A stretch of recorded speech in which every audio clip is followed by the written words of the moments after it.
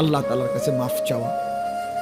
বান্দা যদি এই 3 শর্ত পুরা করে, বান্দা যদি বলতে পারে দিল থেকে, আল্লাহ আমি গুনাহ ছেড়ে দিলাম, আর করব না, ওয়াদা দিলাম, আমি লজ্জিত মাওলা, আমি মাফ চাইলাম, আল্লাহর কসম আল্লাহ বলেন উলাইকা জাযাউহুম মাগফিরাতুম মির রাব্বিহিম, আমিও ওয়াদা দিলাম বান্দা 90 বছরের গুনাহ আমি একসাথে মাফ করে দিলাম।